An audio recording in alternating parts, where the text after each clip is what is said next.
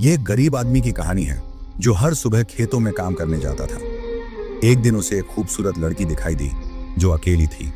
उस आदमी ने उस अनजान लड़की को अपने घर में जगह दी, लेकिन वह लड़की जिसके साथ वह रह रहा था, असल में वह एक जिन्न थी। एक बहुत ही खूबसूरत जिन्न जिसे केवल वही आदमी महसूस कर सकता था। जब उसे पता चला कि वह खूबसूरत लड़की एक जिन्न है, तो उस आदमी ने जो किया वह जानकर आप हैरान रह जाएंगे। कहानी तभी पूरी तरह समझ आएगी जब आप इसे अंत तक सुनेंगे, क्योंकि हर पल में एक ऐसा रहस्य है जो आपके दिमाग को हिला देगा। गांव के एक कोने में धूल से अटी पगडंडियों के पार एक पुरानी सी झोंपड़ी थी। वहीं पैदा हुआ था अहमद, नजरों से दूर मगर अल्लाह की रहमत के बहुत करीब। उसके अब्बू हाजी इब्राहिम गांव के मस्जिद के पास वाले पुराने कुएं की देखरेख करते थे और लोगों के खेतों में मेहनत मजदूरी भी किया करते थे। मगर जो चीज उन्हें सबसे अलग बनाती थी वो था उनका अटूट ईमान और रूहानी सब्र। वो हर हाल में अल्हम्दुलिल्लाह कहते थे। बारिश आए तो शुक्र, सूखा पड़े तो भी शुक्र। अहमद की अम्मी बीबी नूर जहां एक सादा मगर नूरानी चेहरा वाली औरत थी। उनके होंठों पर हमेशा तस्बीह का सुकून रहता। दिन भर घर के छोटे बड़े कामों के बीच भी उनके होंठ बुदबुदाते रहते थे। सुभान अल्लाह, अल्हम्दुलिल्लाह, अल्लाहू अकबर।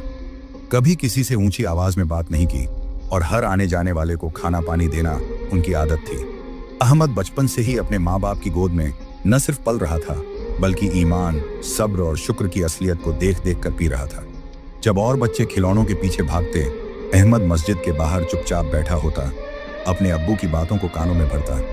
बेटा, दुनिया थकाएगी मगर अल्लाह की याद ताजगी देगी। वो वक्त भी अहमद ने देखा जब उसके अब्बू एक बीमारी से बिस्तर पर थे। कई दिनों तक घर में कुछ नहीं पका, लेकिन उसकी अम्मी ने सिर्फ एक चटाई पर बैठकर कहा था, बेटा याद रखो, सबसे बड़ी रोटी रब की रहमत है और सबसे बड़ा दर्द उसकी मोहब्बत की निशानी। अहमद वो बात कभी भूल ना सका। उसी दिन से उसने ठान लिया था, चाहे दुनिया कुछ भी कर ले, वो कभी शिकायत नहीं करेगा। जब वो 12 साल का हुआ तो उसके अब्बू का इंतकाल हो गया। कंधा खुद अहमद ने दिया। मस्जिद की दीवार से पीठ लगाकर उसने पहली बार अकेले नमाज पढ़ी। उसी दिन से उसका रिश्ता अल्लाह से मजबूत होता गया। उसे लगा जैसे वो नमाज के हर सजदे में अपने अब्बू से बात कर रहा है। अहमद बड़ा हुआ तो खेतों में काम करने लगा, लेकिन उसका दिल हमेशा तस्बीह की मिठास और कुरान की सुकून में डूबा रहता। गांव वाले कहते, अहमद गरीब हो सकता है मगर उसके दिल में कोई गरीबी नहीं। उसी वक्त से अहमद के दिल में एक यकीन बैठ गया था, जो अल्लाह की राह पकड़ता है वो कभी गुमराह नहीं होता। और यही यकीन, यही सब्र, यही रूहानियत उसकी कहानी की असली ताकत बन गई। अहमद अब जवानी की दहलीज पर था, मेहनती, खुददार और अपने रब से जुड़ा हुआ। गांव के एक नेक घराने से रिश्ता तय हुआ। लड़की का नाम था सकीना। नाजुक सी सूरत मगर दिल में दुनिया की उलझनों का भारी बोझ। शादी बड़ी सादगी से हुई। कुछ लोगों ने कहा, अरे एक गरीब किसान से क्या उम्मीद रखोगी, लेकिन अहमद ने हर ताना मुस्कुराकर सुना और अपनी बीवी को हाथों की लकीरों से भी ज्यादा संजो कर रखा। शुरुआत में सकीना भी उसकी मेहनत को देखती और उसकी सादगी को समझने की कोशिश करती, मगर वक्त के साथ उसका सब्र कमजोर पड़ने लगा। न ढंग का घर, न सोने के जेवर, न बाजार की सैर। गांव की दूसरी औरतें जब साड़ी बिंदी पहनकर चूड़ियों की खनक में खो जाती, सकीना का दिल भी भर आता। वो कहती, हमेशा खेत, मिट्टी और ये टूटी झोंपड़ी, और कुछ नहीं, क्या यही जिंदगी है? अहमद उसकी बात चुपचाप सुनता, कभी सफाई न देता, बस धीमे से कहता, अल्लाह जब चाहेगा बेहतर देगा। हम तो कोशिश कर रहे हैं। मगर सब्र की रस्सी सकीना के हाथ से फिसल चुकी थी। सबसे ज्यादा उसे चुभता था उनकी औलाद ना होना। अक्सर रोते हुए कहती, शायद मेरी किस्मत ही सूखी है, न औलाद, न आराम, न तसल्ली। अहमद तब भी अपने सजदे लंबे कर देता और रात को छुप कर तड़पता, मगर सकीना के सामने कभी एक शिकवा तक न किया। फिर एक दिन सकीना ने आखिरी बार कहा, तुम्हारा खुदा तुम्हें कुछ देता क्यों नहीं अहमद? मैं जा रही हूं, मुझे अब इस तंगी में और नहीं जीना। अहमद की आंखें नम थीं, लेकिन लफ्ज वही थे, अल्लाह हाफिज। वो चला गया, कोई रोका नहीं, और अहमद उस झोंपड़ी में अकेला रह गया, जहां कभी 2 रोटियां, एक हंसी और ढेर सारा सब्र हुआ करता था। अब वहां सिर्फ कुरान की तिलावत गूंजती थी और तस्बीह की रूहानी खनक। लोगों ने पूछा, अहमद क्या तू टूटा नहीं? उसने सिर्फ इतना कहा, जिसने दिया था उसी ने वापस लिया, और मेरा रब कभी गलत नहीं करता। सकीना के जाने के बाद अहमद की झोंपड़ी और भी सूनी हो गई थी, मगर उसका दिल अब भी सजदे में सजता था। हर सुबह की पहली रोशनी में जब वो हल लेकर खेतों की ओर बढ़ता, उसके माथे पर वही पुराना यकीन चमकता, मेरा रब देख रहा है। यही खेत था जहां वह काम करता था, और इन्हीं खेतों के मालिक थे हाजी अब्दुल रहीम, गांव के सबसे बुजुर्ग, सबसे सादा और सबसे पाक दिल इंसान। लंबी सफेद दाढ़ी, सिर पर साफा और चेहरे पर एक अजीब सी नूरानी मुस्कान। लोग उन्हें सिर्फ जमींदार नहीं, दुआओं वाला बुजुर्ग कहते थे। किसी के घर में बीमारी हो, किसी का बच्चा खो जाए या खेतों में सूखा पड़ जाए, सब अब्दुल रहीम के पास ही दौड़ते। वो नमाजों के पाबंद, कुरान के जानकार और मस्जिद के सबसे पहले दाखिल होने वाले शख्स थे। लेकिन अब्दुल रहीम की सबसे खास बात यह थी कि उन्हें अहमद में कुछ अलग नजर आता था। जब वो देखता कि कैसे अहमद फटी कमीज में, पांव में बिन सिला जूता पहनकर भी पूरे खेत में सबसे पहले आता है और सबसे देर तक काम करता है, तो उसका दिल भर आता। वो कहता, अहमद, तेरे जैसा मेहनती और खुदा पर यकीन रखने वाला आज के दौर में कम मिलता है। अल्लाह तुझसे जरूर राजी होगा। अहमद चुपचाप मुस्कुराता और कहता, मैं तो बस कोशिश करता हूँ हाजी साहब, बाकी फैसला ऊपर वाले का है। सकीना के जाने के बाद जब अहमद पहली बार खेत पर लौटा, तो अब्दुल रहीम ने उसकी आंखों की थकावट को पढ़ लिया। उन्होंने उसे पास बुलाया, अपने साथ जमीन पर बिठाया और बड़ी नरमी से बोले, बेटा अहमद, कभी किसी के जाने से अपने रब पर से यकीन मत हटाना। सकीना का जाना तेरा इम्तिहान है, और इम्तिहान के वक्त अल्लाह सबसे करीब होता है। उन्होंने अपने कपड़ों के नीचे से एक छोटा सा कागज का पुर्जा निकाला, जिसमें एक कुरान की आयत लिखी थी, अल्लाह सब्र करने वालों के साथ है। अहमद ने वो पुर्जा अपने कुरान के अंदर रख दिया और तब से हर रात सजदे में जाकर वो आयत दोहराता। अब्दुल रहीम अक्सर उसे छोटी छोटी बातें सिखाते, कभी किसी भूखे को खाली न लौटाना, जब दिल भारी हो तो तस्बीह के दाने गिनो, जब सब लोग छोड़ दें तब अल्लाह को और कस के पकड़ो। अहमद अब अकेला नहीं था, उसके पास एक ऐसा बुजुर्ग था जो हर दिन उसकी रूह को ताकत देता और हर बात में उसे रब की तरफ मोड़ता। एक सुबह जैसे हर रोज की तरह अहमद तड़के उठकर वुजू करता, तस्बीह पढ़ता और फिर हल उठाकर खेतों की ओर निकल पड़ा। लेकिन उस रोज का आसमान कुछ अजीब था, जैसे वक्त थोड़ी देर के लिए रुक गया हो। रास्ते में एक परिंदा पड़ा तड़प रहा था, उसके पंखों में कांटे थे। अहमद ने बिना हिचक उसके कांटे निकाले, हल्का पानी डाला और उसे अपनी हथेली से उड़ाया, पर वह अकेला न था। दूर एक दरख्त की ऊंचाई से एक लड़की उसे देख रही थी। सफेद लिबास, झील जैसी आंखें, चेहरा नूर और रहस्य से भरा। मगर वो लड़की कोई आम इंसान नहीं थी, वो एक जिन्न थी। उसका नाम था नजरीन। वो जिन्नों की एक खास नस्ल से थी। वो जिन्न जो कभी फरिश्तों के करीब माने जाते थे, मगर फिर तकब्बुर, खुद पसंदी और दुनियावी ताकतों की लालच में भटक गए। नजरीन भी कभी अपने इल्म और हुस्न पर घमंड करती थी। उसे इंसानों से नफरत थी, क्योंकि इंसानों को अल्लाह ने अशरफुल मखलूकात बनाया था। मगर नजरीन की तकदीर में एक सज्जा लिखी गई थी। उसके इल्म और ताकत को अल्लाह ने रोक दिया था और उसे इंसानों की दुनिया में भटकने भेजा गया था, ताकि वो खुद देखे कि रूह की बुलंदी किसे कहते हैं। वो इधर उधर घूमती रही, किले, खंडहर, वीरान पहाड़ियां, मगर किसी इंसान के पास कभी रुक न सकी। जब भी किसी को मदद करती, लोग या तो डर जाते या उसे भगा देते।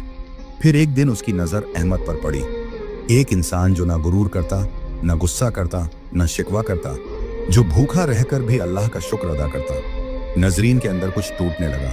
उसने सोचा, जिस इंसान को मैंने कमतर समझा, वो तो मुझसे कहीं ज्यादा पाक है। वो खुद से लड़ने लगी, मैं भी अल्लाह की बंदी हूँ, फिर मुझ में इतनी नफरत क्यों? उसी रात उसने पहली बार चुपचाप किसी इंसानी घर की तरफ बढ़ने की हिम्मत की, और वही घर था अहमद की झोंपड़ी। उस पर बंदिश थी कि जब तक वो किसी नेक इंसान से दिल से मोहब्बत ना करे और अल्लाह की राह में खुद को ना बदले, तब तक उसे वापस अपनी जिन्न जाति में जगह नहीं मिलेगी। वो सज्जा अब बदल रही थी, एक इब्तिदा में, एक मोहब्बत और तौबा की राह पर। अहमद को उस दिन महसूस हुआ कि कोई है जो उसकी तन्हाइयों में शामिल है। खेतों में जब वो हल चलाता, कभी कोई झोंका उसके माथे का पसीना सुखा जाता। जब वो थक कर पेड़ के नीचे बैठता, कहीं से ठंडी हवा और भीनी खुशबू आती, जैसे कोई उसकी थकावट समझ रहा हो। नजरीन, जो अब धीरे धीरे अपने अंदर की सख्ती को पिघलता देख रही थी, छुपकर अहमद की मदद करने लगी थी। जब अहमद की फसल सूखने लगी, बारिश न आई नजरीन ने अल्लाह से दुआ की और उसी रात काले बादल छा गए। जब अहमद के पास खाने को कुछ न रहा, वो खुद भूखी रही, लेकिन जंगल से कुछ फल लाकर झोंपड़ी के पास रख दिया। लेकिन अहमद ने इन सब को कभी मौजज़ा नहीं समझा। वो तो हर बार सिर्फ इतना कहता, या रब, तू कैसा करीम है, मैं तो लायक भी नहीं, फिर भी तू रहमत बरसा देता है। ये सुनकर नजरीन की आंखें भीग जाती थीं। जिस रूह ने तकब्बुर सीखा था, अब वो सजदा करने को तरस रही थी। धीरे धीरे उन्होंने एक दूसरे को देखना शुरू किया, कभी दरख्तों के पीछे से, कभी झोपड़ी के आसपास से। फिर एक शाम जब सूरज डूब रहा था और आसमान सिंदूरी था, अहमद को एक आवाज सुनाई दी, तुम अल्लाह से इतना प्यार कैसे करते हो जब तुम्हारी जिंदगी में इतना दर्द है? अहमद चौंका पर घबराया नहीं। उसने मुस्कुराकर कहा, क्योंकि वो मेरा रब है, दर्द देता है तो सब्र भी देता है, और जिस दिन वो माफ कर देगा उसी दिन ये दर्द भी मेरी नेमत बन जाएगा। वो पहली बार आमने सामने मिले। नजरीन सफेद लिबास में, उसके चेहरे पर नूर मगर आंखों में पशेमानी। अब बातचीत का सिलसिला शुरू हुआ। वो उससे सवाल करती, तू कभी शिकायत नहीं करता? वो जवाब देता, शिकायत का मतलब है कि मैं रब की रहमत से नाराज हूं और मैं इतना गिरा हुआ नहीं। वो पूछती, तू मुझसे डरता नहीं जब मैं जिन्न हूं? वो कहता, अगर तू अल्लाह से डरती है तो मुझे तुझसे मोहब्बत हो सकती है। नजरीन को अहमद की कई बातें छू जाती थीं। उसका सुबह उठकर सबसे पहले अल्लाह को सलाम करना, दूसरों के लिए दुआ मांगना, चाहे खुद के पास कुछ न हो, कभी किसी औरत की तरफ बुरी नजर से न देखना, और सबसे ज्यादा उसका सब्र जो उसके चेहरे से झलकता था। नजरीन की रूह जो कभी खुदगर्जी में बंद थी, अब खुलकर अल्लाह के दरबार में लौटना चाहती थी, और उसकी ये वापसी मोहब्बत के जरिए हो रही थी। जब दुनिया सो रही होती थी, उस वक्त अहमद जागता था, लेकिन किसी शोर या काम के लिए नहीं, बल्कि अपने रब से बात करने के लिए। उसकी झोंपड़ी की मिट्टी की दीवारें उस वक्त गवाही देती जब वो अकेले में सिसकियां भरकर तहज्जुद की नमाज में सजदे करता। उसका चेहरा रोशनी से नहीं, रूहानियत से चमकता था। वो कोई बड़ा आलिम नहीं था, न ही उसके पास भारी किताबें थीं, लेकिन जो कुरान का एक सफ़ा भी पढ़ता, उसे दिल से समझता और सीने से लगाता।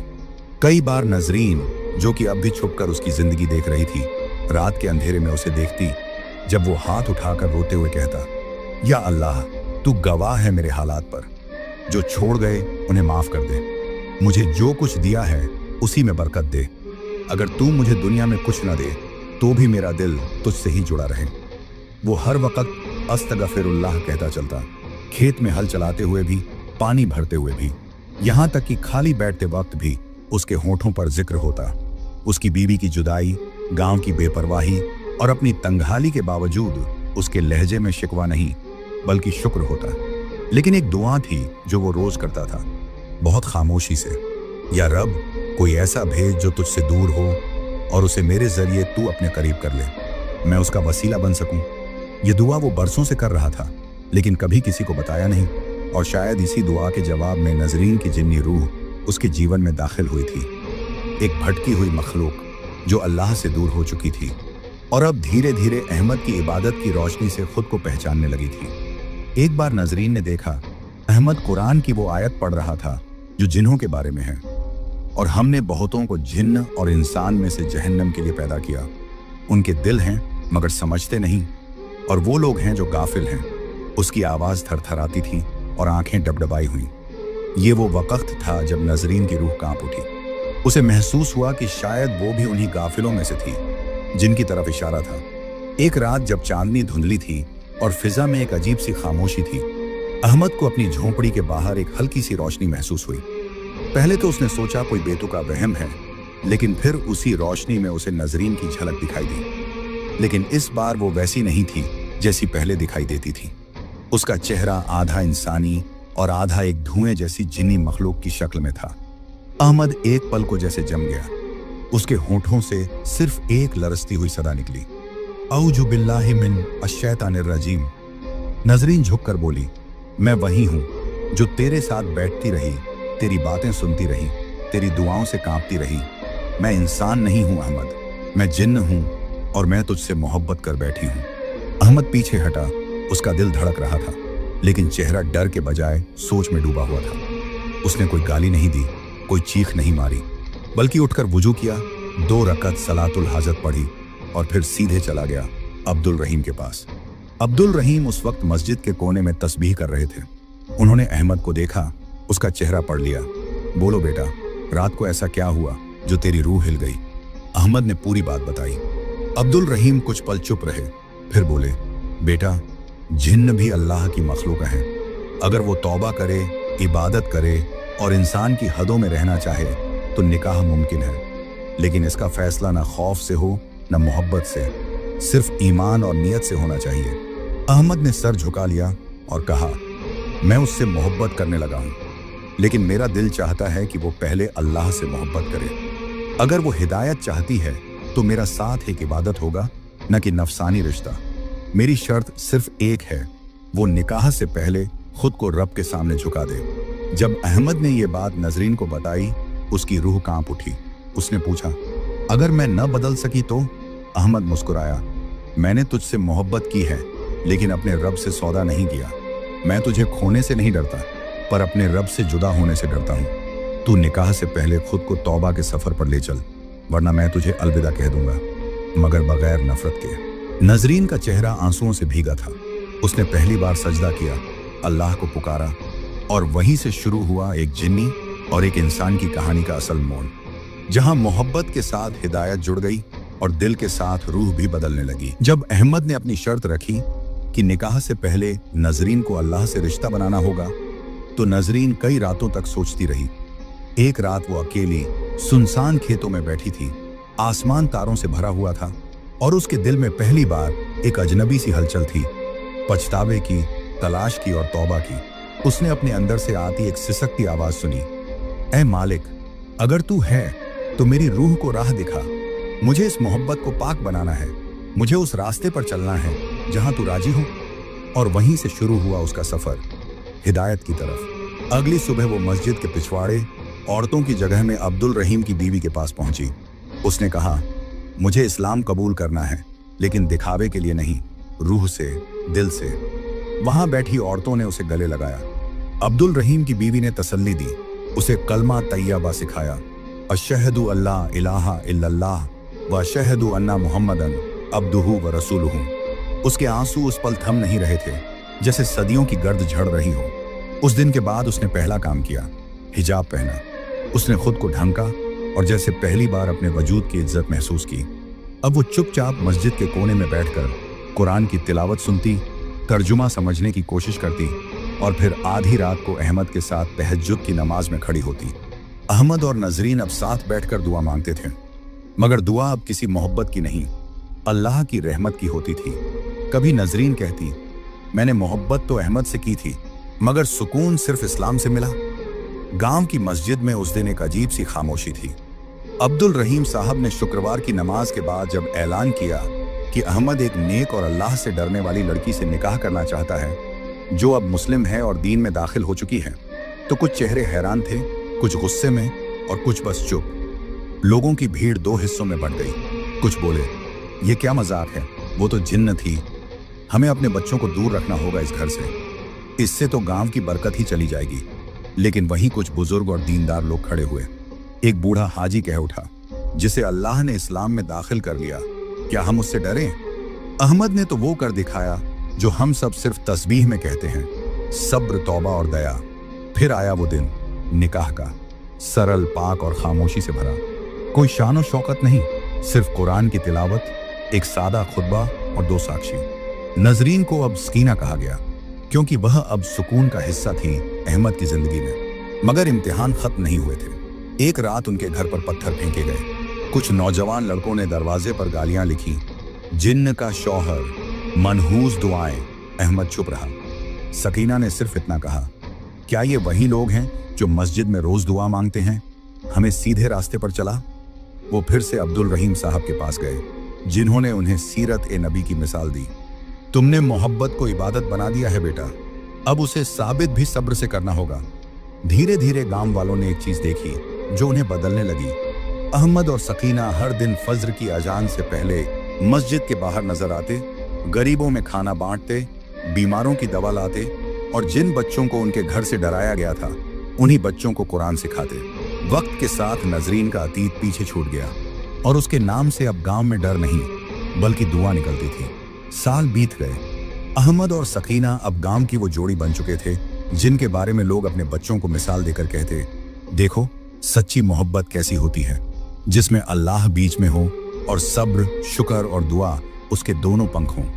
अहमद अब भी वही सादा इंसान था, हाथ में तस्बीह, आंखों में सुकून और लबों पर अक्सर ये दुआ, या रब मुझे औलाद अता फरमा जो तेरी राह का नूर बने।